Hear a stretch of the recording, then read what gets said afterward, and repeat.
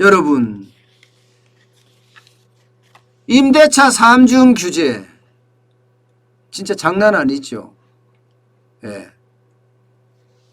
전월세 신고제, 전월세 상한제, 그리고 계약갱신 청구권제, 이 세 가지입니다. 사실 작년부터 시작이 된 전월세 상한제나 계약갱신 청구권제는 임대시장을 지금 엄청나게 흔들어 놨거든요. 그야말로 임대시장의 폭등의 폭등. 어떤 분들은 그렇게 이야기하더라고요. 핵등이라고 하더라고요. 핵등. 폭등이 아니다. 폭탄처럼 늘어난 게 아니라 핵폭탄처럼 늘어났다 해서 핵등이라고 하더라고요. 핵등. 예. 전세값이 획등을 하면, 여러분, 폭등을 하면 어떻게 되겠어요? 매매값도 올라갑니다. 매매값도. 시장에 매물이 안 나오니까 계약갱신 청구권제 때문에 매물이 시장에 안 나와요. 매물이 나오면 아주 드문드문 나옵니다. 그러니 가격이 엄청나게 올라갈 수밖에 없지요.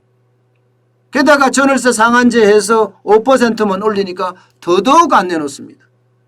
더더욱. 여기에다가 이제 6월 1일 내일이면요, 전월세 신고제도 이제 해야 합니다.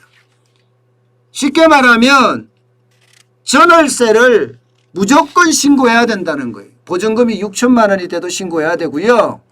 월세를 30만 원 이상 받아도 신고를 해야 됩니다. 신고하면 이제 자연스럽게 확정일자는 받을 수 있겠죠. 누가 신고해도 상관은 없습니다. 세입자가 신고하든 집주인이 신고하든 아니면 중개업소, 그걸 중개한 중개업소가 신고를 하든. 문제는 전세값이 엄청 올라갈지도 모른다는 사실이에요. 여기에다 임대사업을 폐지시켰잖아요. 다세대 임대사업자, 그 다음에 다가구 임대사업자, 여기까지 지금 폐지시키는 자동 말소 수순으로 가기 때문에 결국은 임대 가격의 폭등, 전세 가격의 폭등, 월세 가격의 폭등, 필요 불가결한 어쩔 수 없는 상황이 될 거라 이렇게 시장은 예측하고 있습니다.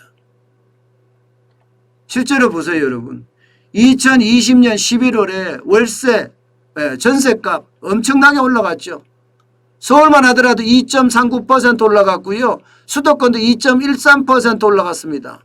그런데 올 5월, 지금입니다. 지금 5월에 2021년 5월에 지금 다시 올라가는 모양새예요. 서울의 전세값도 0.61로 올라가는 모양새고요. 수도권의 전세값도 0.71로 올라가는 모양새입니다.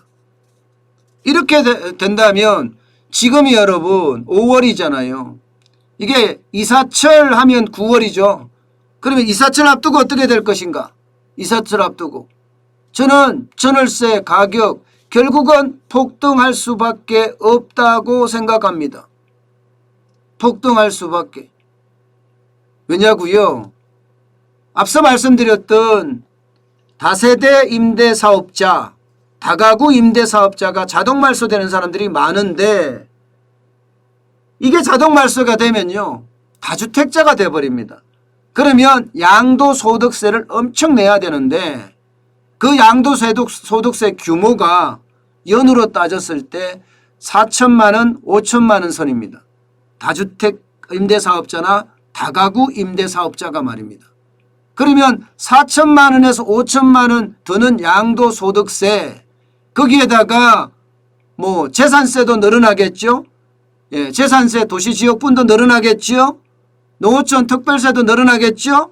그러면 5천만 원까지 늘어나는 건 우습습니다. 그럼 어떻게 될까요, 이들이? 결국은요, 다세대를 하고 있고 다가구를 하고 있는 사람들 입장에서는 연 5천만 원 이상 세금을 증가할 수밖에 없어요.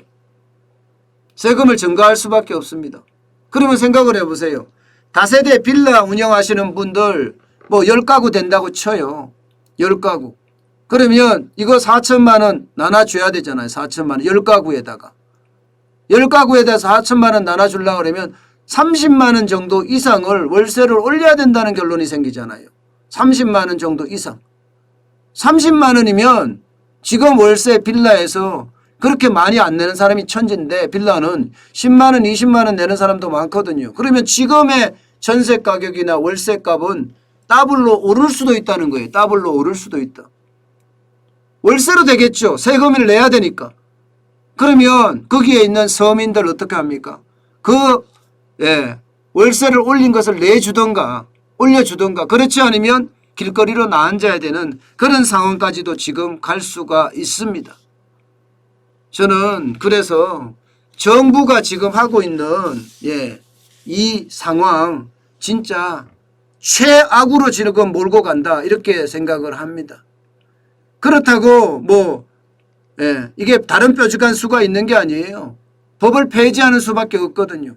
실제 말입니다. 시장에서도 제가 말씀드리는 것처럼 보시다시피 전세 수급 지수가 105.6까지 올라가고 있습니다. 5월 24일 기준으로. 이거 계속 올라갈 거라고 봐요. 올라갈 거라고. 그만큼 전세가 지금 지표로도 보이거든요. 제가 말로 하는 것이 아니라 말로 제 짐작으로 하는 것이 아니고 제 추측으로 하는 것이 아니라 실제로도 지표에도 이렇게 나타나고 있습니다. 게다가 물량도 뚝뚝 떨어져요. 물량도 더 많이 나올 거라고 이야기했잖아요. 다세대 임대사업자, 다가구 임대사업자 내지는 임대사업자에게 자동 발소해버리면 임대사업자를 더 이상 못하게 막으면 물량이 많아질 거라고 예상을 했지만 물량은 보세요. 줄어들어요.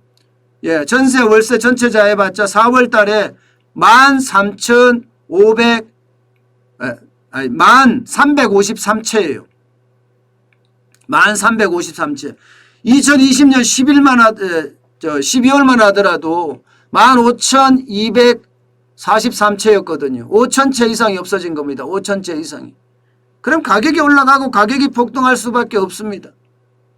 저는 가장 심각한 게 서민을 위한 정부라고 하더니 개뿔 서민을 위한 정부입니까? 서민을 더 고통 속에 빠뜨리는 정부죠. 서민을 더 고통 속에 빠뜨리는 정부라고요. 그만큼 전셋값은 지금 저는 폭등할 수도 있다 이렇게 생각해요. 실제로 말입니다. 지난 25일 날 서초 잠원동에 있는 반포 센트럴 자이 이거요 98.87제곱미터가 27억에 전세 계약했습니다. 27억에. 근데 지난달하고 비교해보면 17억 올랐습니다. 17억. 엄청나죠. 이게 전세 계약이 끝나서 나가는 사람들 전월세 그 상한제 적용을 안 받잖아요. 계약갱신 청구권제를 안 받으니까 전세가 폭등할 수밖에 없어요. 17억이 올라갔다는 것은 엄청난 숫자입니다. 엄청난 숫자. 앞으로도 저는요. 결국은 많이 올라갈 수밖에 없고 거기에다가 지금 세금도 저는 임대소득세까지도 지금 다 서민들이 떠안아야 되는 세입자는 세금이 많이 나오면 자기도 책임을 질 수 없으니까 그만큼 떠넘길 수밖에 없는데 떠넘겨지는 게 너무 많다는 이야기죠. 왜 이렇게 똥꼬집을 부릴까요? 서민을 고통 속에 빠뜨리려고 그럴까요? 아니면 국민을 더 아프게 하려고 할까요? 저는 나라 운영이라는 게 국민을 편안하게 하고 국민의 재산을 보호해 주는 게 나라인데 이게 도대체 국민을 몹살게 굴고 세금 내라고 때리고 표 안 준다고 표 달라고 돈 주고 이런 걸 보면 도대체 이해가 안 되는 정부예요. 진짜 이해가 안 되는 정부입니다.